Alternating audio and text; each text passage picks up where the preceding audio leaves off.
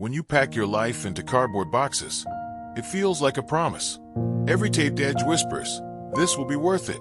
I told myself that 100 times as I stacked my books, folded sweaters that still smelled of my old apartment, and labeled boxes with a black marker that kept smudging on my fingers. I was moving to a city, 4 hours away by train, just far enough that weekend visits were no longer spontaneous. We talked about it for months. The late-night calls where we imagined living together. The jokes about whose cooking would cause the first argument. The way he said, "I just want you here, every day," not counting down the days until Friday.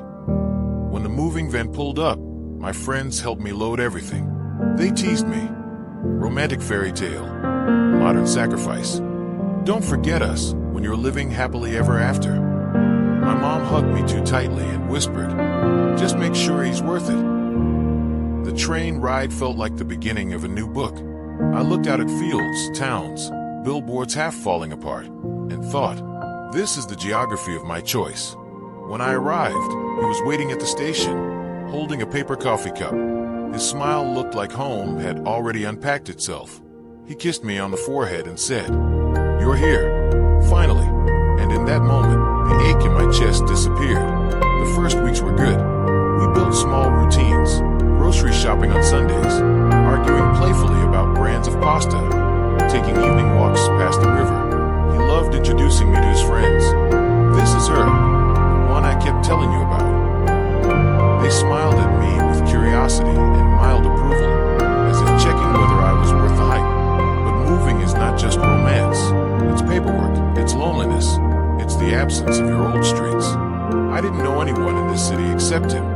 My job let me work remotely, but days stretched long and quiet. I arranged our apartment, hung curtains, learned the creaks of the floor. Sometimes I'd wait for him to come home, dinner simmering, candles ready. He would arrive late, distracted, muttering about deadlines. "Sorry, babe, just give me a second." I told myself it was temporary. New project, extra pressure, normal. One evening, I asked, "Do you ever think about moving to my hometown someday?" He laughed lightly. "Why would I? Everything's here." I smiled, but inside a shadow stretched. I had packed my whole life into boxes for him, for us. He couldn't even imagine doing the same. Months passed. Seasons shifted. My old city sent me reminders, photos from friends, updates about familiar places closing or reopening. I missed my coffee shop, the one where the barista knew my order without asking. I missed my family dinners, even the arguments.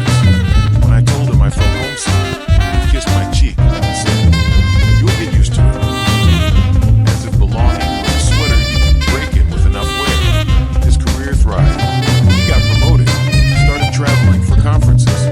Meanwhile, my days blurred into sameness.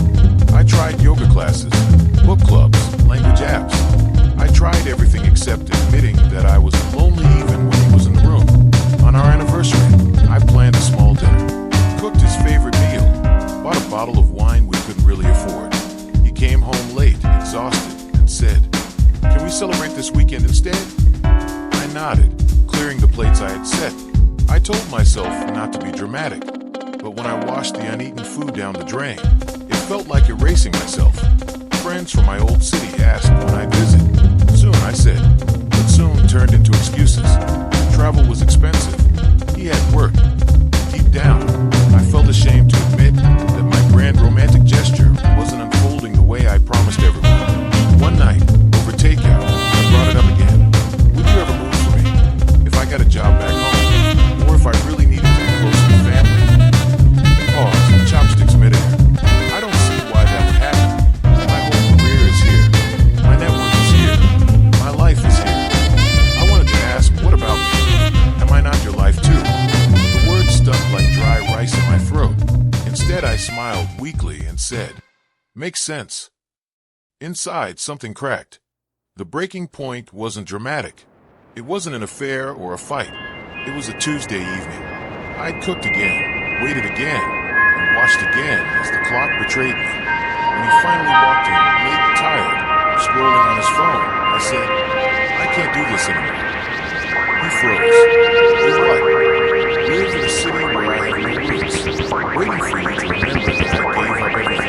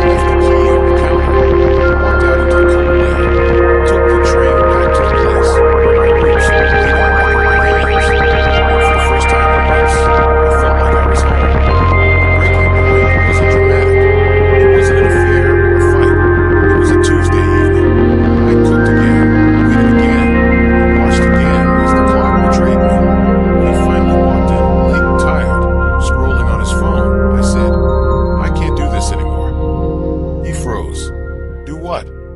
Live in a city where I have no roots, waiting for you to remember that I gave up everything to be here. He set his phone down. You knew what you were signing up for. No, I said. My voice shook, but my chest felt steady. I thought I was signing up for us. Not just for your job, your comfort zone, your life that doesn't bend. He rubbed his face. So what are you saying? I'm saying I'm done waiting. If love only works when one person moves, then it's not love. It's logistics. We sat in silence. He didn't argue. He didn't promise. He just looked at me like someone watching a train leave the station without them. The next morning, I packed. Sweaters, books, the lemon-shaped mug he once bought me as a joke. This time, the boxes didn't feel like promises. They felt like freedom. As I zipped my suitcase, he said softly, I thought we were forever. I shook my head. Forever requires both of us moving, not just me. I left the key on the counter, walked out into the cold air, took the train back to the place where my roots were waiting like open hands.